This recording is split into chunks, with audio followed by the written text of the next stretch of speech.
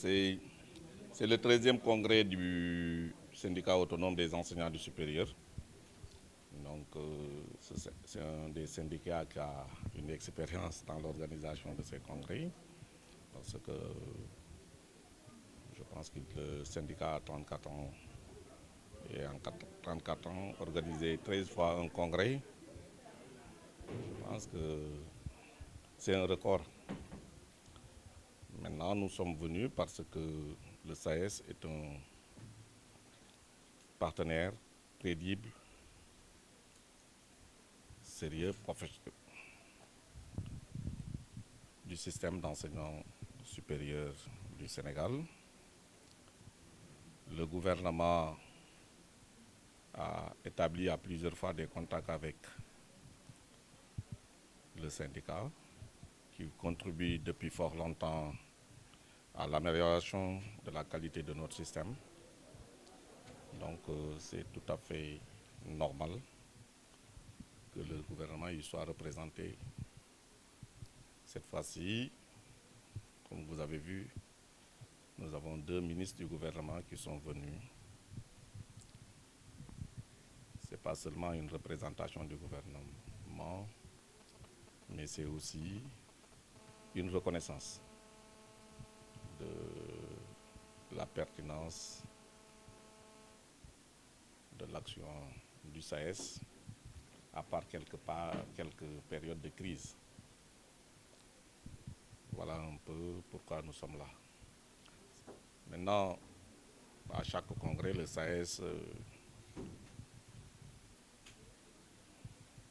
développe sur un thème.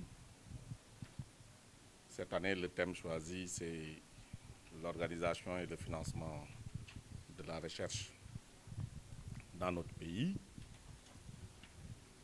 Ils ont préparé le congrès, ils se sont réunis, ils ont fait des propositions. La réflexion, ils vont continuer. Ils en ont sorti. Le secrétaire général nous a entretenu de quelques axes qui sont des axes pertinents. Je pense que nous reconnaissons avec eux que c'est des problématiques qu'il faudra régler. Nous avons aussi fait part au SAES que le gouvernement du Sénégal est dans la même dynamique et que nous aussi, nous allons de façon beaucoup plus globale. Nous ne nous limiterons pas seulement à la recherche, mais nous essayons de réfléchir de façon globale sur le financement du système d'enseignement supérieur, de la recherche et de l'innovation dans nos pays pour revoir le modèle économique. Tout cela dans un contexte où, depuis quand même l'avènement de son Excellence, Monsieur le Président de la République, Macky Sall, à la souveraineté nationale, des efforts substantiels sont consentis dans le secteur. Donc, et ça, le SAES l'a compris. C'est pourquoi ils nous accompagnent et ils mettent en place des propositions. Nous sommes, pour vous dire, très ouverts et prêts à aller avec le SAES pour trouver des solutions aux différents problèmes qui se posent. Loi rectificative des finances et le Sénégal, on peut avoir plusieurs lois rectificatives. Donc, considérer que leurs préoccupations ne sont pas prises en compte. Et les 12 milliards, je précise bien, c'est les 12 milliards que nous devons payer pour les 30. Ces 12 milliards, nous les payons pour les 30 000 étudiants que nous avons orientés depuis le début dans les établissements du privé. C'est 30 000 qu'on a orientés depuis le début.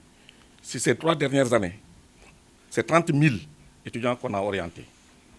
Si on paye pour ces 30 000, c'est 12 milliards. Cela veut dire qu'on nous a présenté des factures où les 30 000 étudiants viennent faire cours régulièrement et passent régulièrement à 100% en classe supérieure. En prenons acte, mais nous le disons. Ensuite, les établissements supérieurs du privé ne nous ont pas fait part de leur grief et de leur volonté d'arrêter les cours. Nous l'avons découvert dans la presse. Mais nous avons demandé à les rencontrer. Nous les avons rencontrés. Nous leur avons montré toute la disponibilité du gouvernement du Sénégal à travailler avec eux pour trouver une solution. Mais nous considérons que le moment choisi, la période des examens, et les sommes que nous avons déjà payées ne militent pas à ce qu'on bloque le système et qu'on sorte du contrat qui nous lie avec eux. Parce que le fait d'arrêter de donner les cours, cela veut dire que de leur propre chef, ils ont décidé d'arrêter le contrat qui nous liait. Nous sommes en train de discuter avec eux pour leur montrer que autant nous avons le devoir de respecter nos engagements, mais en tant que structure dépositaire aujourd'hui d'une mission du pouvoir public, parce que nous leur avons conféré une partie de notre mission, indépendamment d'y avoir envoyé, orienté des étudiants. Parce que le fait tout simplement d'exercer la fonction d'établissement d'enseignement supérieur dans ce pays, c'est que vous êtes dépositaire d'une mission de pouvoir public que l'État vous a conférée. Et à partir de ce moment, vous avez obligation, si les conditions le permettent, parce qu'à l'impossible, nul n'est tenu, mais si les conditions le permettent, de continuer à exercer votre devoir.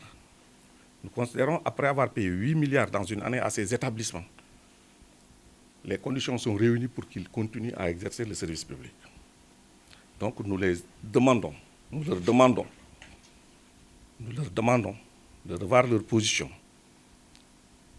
de reprendre les enseignements et d'établir des contacts pour qu'on puisse ensemble trouver des solutions, parce que nous avons montré toute notre disponibilité à régler ce problème. Parce que sinon, il arrivera à un moment où on constatera, parce que nous avons reçu les étudiants qui ont beaucoup de griefs sur le système.